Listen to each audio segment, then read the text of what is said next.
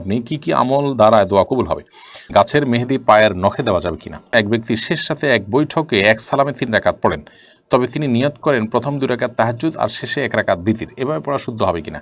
আমি কারো টাকা মেরে খেয়েছি তাকে না জানিয়ে, সেটা আমি এখন কিভাবে তাকে ফেরত দিতে পারি বা এর পাপ থেকে মুক্ত হতে পারি? যদি আমরা দুইজন সাউথ কোরিয়াতে এক রুমে থাকি, আমরা দুজনে কি রুমে জামাতে সালাত আদায় করতে পারবো?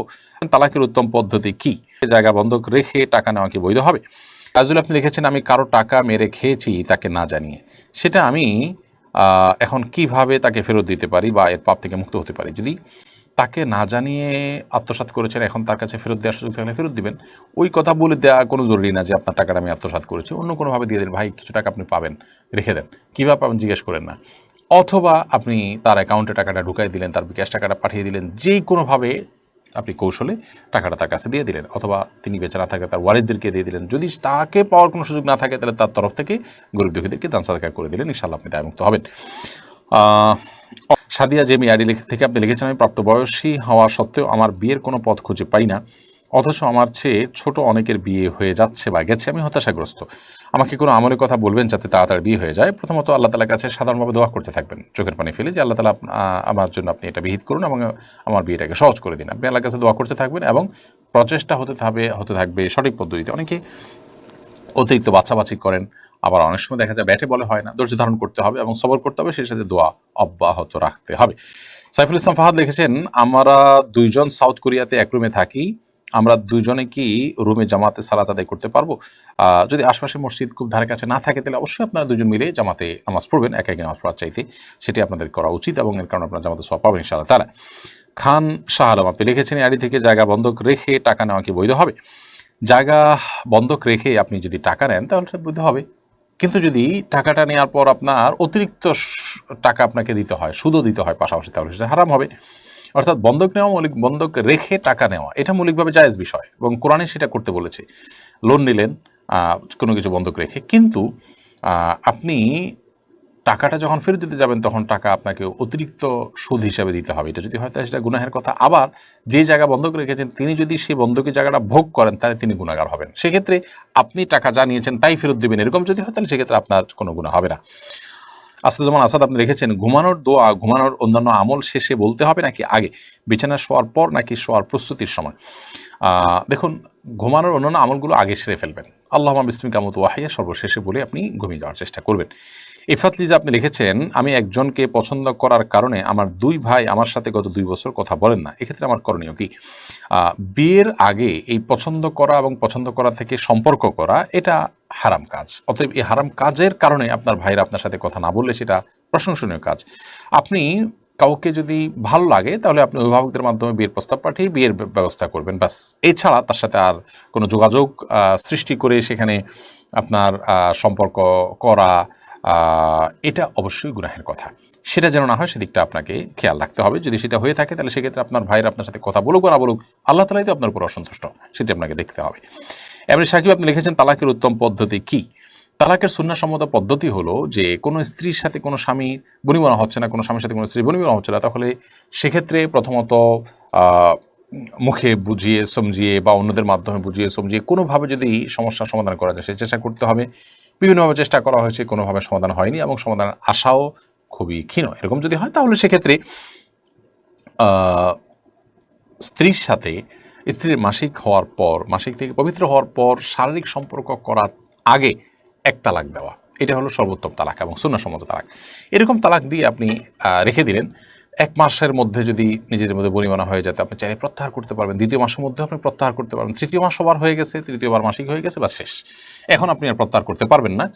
কিন্তু এরপরও যদি 1 তালাক দিয়ে থাকেন তাহলে জীবনে আবার কখনো যদি আপনারা একত্র হতে চান শুধুমাত্র নতুন করে বিয়ে পড়ে নিলে দুজন একত্র হতে পারবেন। এই জন্য তালাকের উত্তম পদ্ধতি হলো এটি, সুন্নাহসম্মত পদ্ধতি। এছাড়া রাগ উঠলো তালাক দিয়ে দিলাম, মাসিকে আছে না পবিত্রতা অবস্থায় আছে, পবিত্রতা অবস্থায় যে আছে সেই পবিত্রতায় কি সহবাস হয়েছে কি হয়নি সেসব বিবেচনা নাই, তালাক আসলো আর দিয়ে দিলাম, এটা নাজায়েজ তালাক, গুনাহের কথা। তবে এভাবে দিলেও তালাক হয়ে যাবে হানাফি মাযহাব অনুযায়ী, অন্যান্য উলামায়ে কেরাম অবশ্য অনেকে ভিন্ন মত পোষণ করেন। ফারিয়া ইসলাম খুশবু এর থেকে লিখেছে আপনি কি আমল দ্বারা দোয়া কবুল হবে? দোয়া কবুলের কিছু সময় আছে, সেগুলো দোয়া কবুলের জন্য গুরুত্বপূর্ণ। আবার দোয়া কবুলের জন্য দোয়ার আগে পরে দুরূদ পাঠ করা, আল্লাহর প্রশংসা করা, সেটা খুবই গুরুত্বপূর্ণ। হালাল উপার্জন করা আরও বেশি গুরুত্বপূর্ণ দোয়া কবুলের জন্য। এবং কায় মনোবাক্যে দোয়া করা, আল্লাহ কবুল করবেন সেই দৃঢ় বিশ্বাস রেখে দোয়া করা এবং মনোযোগের সাথে দোয়া করা, এগুলো দোয়া কবুলের জন্য অনেক গুরুত্বপূর্ণ বিষয়। এরপরে মারিয়াম জামিলা আপনি লিখেছেন, গাছের মেহেদি পায়ের নখে দেওয়া যাবে কিনা? কোনো অসুবিধা নেই। আমরা অনেকে মনে করি মেহেদি এটা মাথায় বা দাড়িতে দিতে হয়, এটা বোধ হয় নখে দিলে অপমান হয়। দাড়িতে বা চুলে আমরা তো তেলও দিই, তাহলে আমরা কি সেটা নখে দিব না? অতএব এগুলো আমাদের নিজেদের বানানো বিভিন্ন রকমের কুসংস্কারচ্ছন্ন বিশ্বাস এবং মনগড়া কথা। কোরআনের সাথে কোনো সম্পর্ক নেই। আমরা মেহেদি মাথায় বা মাথার চুলে কিংবা দাড়িতে যেরকম দিতে পারি, ঠিক একইভাবে হাতে কিংবা পায়ের নখেও দিতে পারি, কোনো অসুবিধা নেই। যদিও এটা মেয়েদের জন্য, মেয়েরা এটা দিয়ে সৌন্দর্য বর্ধন করবেন সেটাই সুন্নাহ। পুরুষদের জন্য এটা দেওয়াটা সুন্নাহ না, বিশেষ করে হাতের নখে, হাতে পায়ে নখে ইত্যাদিতে।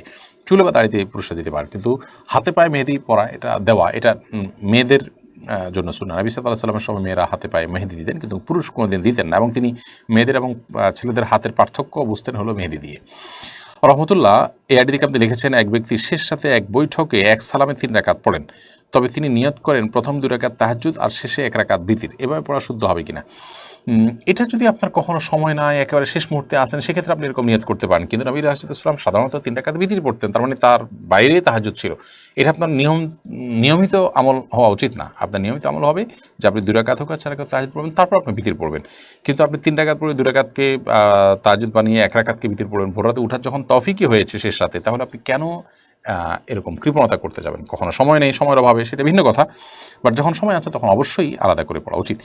শরীফুল ইসলাম আপনি লিখেছেন, আমার মামার বাড়ির যে সম্পদ আমার মা পাবে, যদি আমরা সেই সম্পদ না আনি তাহলে কি আল্লাহর আইনের বিরোধিতা করা হবে? আপনার মামার বাড়ির সম্পদ আপনার মা পাবেন, তিনি যদি না আনতে চান এটা তার ব্যাপার। আপনারা যদি ওয়ারিস হিসাবে তার মৃত্যুর পর আপনারা ভাগিদার হন, তো আপনারা না আনতে চাইলে এটা আপনাদের ব্যাপার। না আনলে কোনো গুনাহ হবে, ব্যাপারটা এরকম না। তবে তারা যদি না দেন তারা গুনাহগার হবেন। মামারা গরিব, আপনি আনতে চাচ্ছেন না বা আপনার মা আনতে চাচ্ছেন না, তাদেরকে দিয়ে দিতে চাচ্ছেন, এটা একান্ত তার ব্যাপার, বরং তিনের মাধ্যমে সব পাবেন। অতএব আনতেই হবে, ব্যাপারটা এরকম না। এরপরে মারুফা ইসলাম আপনি লিখেন যে, একটি মেয়ের বিয়ের পর অল্প বয়সে যদি সে বিধবা হয়, তাকে স্বামীর শোক কত দিন পালন করতে হবে? আর একটি মেয়ে অল্প বয়সে স্বামী হারা হলে তার করণীয় কি? প্রথমত, স্বামী হারা হয়ে গেলে 4 মাস 10 দিন পর্যন্ত তিনি শোক পালন করবেন। শোক পালন মানে হলো সাধারণ পোশাক আশাক পরবেন, কিন্তু সাজগোজ বলতে যেটাকে বোঝানো হয়, বাইরে যেতে যেতে সাধারণত যেরকম সাজগোজ করে যায় এরকম করবেন না, গহনা ইত্যাদি পরবেন না, এবং কারোর সাথে বিয়ে বন্ধনে আবদ্ধ হবেন না, বিবাহের প্রস্তাব দিবেন না। 4 মাস 10 দিন পর্যন্ত তিনি নিজ গৃহে যেখানে আছেন সেখানে নিজেই বসবাস করবেন। রোগ বালাই হলে ডাক্তার দেখাতে যেতে পারেন, এছাড়া জরুরি ইমার্জেন্সি কোনো কাজ ছাড়া তিনি নিজের আবাসন থেকে, নিজের বাড়ি থেকে বাইরে অন্য দূরে কোথাও যাবেন না।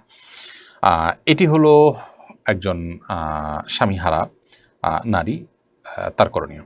এর পাশাপাশি তার আরেকটা করণীয় হলো যে, তার ইদ্যতের সময়টা 4 মাস 10 দিন পার হয়ে গেলে উপযুক্ত কোনো পাত্র পেলে তিনি বিবাহ বন্ধনে আবদ্ধ হয়ে যাওয়া উত্তম, বিশেষ করে তার চরিত্রকে হেফাজত করার খাতিরে। যদি কোনো বিশেষ অসুবিধা না থাকে তাহলে তিনি সেটা করাটাই উত্তম। আর যদি তিনি নিজেকে নিয়ন্ত্রণ করে রাখতে পারবেন, সেই আত্মবিশ্বাস তার থাকে নিজের প্রতি নিজের, তাহলে সেক্ষেত্রে তিনি বিয়ে না করলেও অসুবিধা নেই। অপর্ণা খাদিম আপু এই আইডি থেকে আপনি লিখেছেন, আমি কলকাতার মুর্শিদাবাদ থেকে দেখছি এখানকার মানুষ বিড়ি বানায়, এরপরে কিছু বলুন। যেহেতু ধূমপান করা গুনাহের কথা, বিধায় এটি তৈরি করাও গুনাহ। যেটি পান করা বা খাওয়া গুনাহ, সেটা তৈরি করাও কিন্তু জায়েজ নয়। এমনি হাবিব আপনি লিখেছেন, আমি সৌদি আরবে আছি 10 মাস হলো, কিছুদিন যাবৎ পেশাব করার সময় মনে হয় বীর্য চলে আসে, এমনটি হলে কি গোসল ফরজ হয়ে যাবে? যদি আপনার বীর্য বলতে যেটাকে বোঝানো হয়, গাঢ় পদার্থ বের হয় এবং সেটা আপনার বের হওয়ার সময় খাহেশ বা তৃপ্তি অনুভব হয়, তাহলে সেক্ষেত্রে গোসল ফরজ হবে। আর যদি সেরকম কোনো তৃপ্তি ইত্যাদি অনুভব না হয়, বরং এমনিতে বের হয়ে আসে, তাহলে এটা এক ধরনের রোগ, এর কারণে গোসল ফরজ হবে না। আপনি উজু করে নেবেন এবং অপবিত্রটা জিনিসগুলোকে পবিত্র করে ফেলবেন, ব্যাস।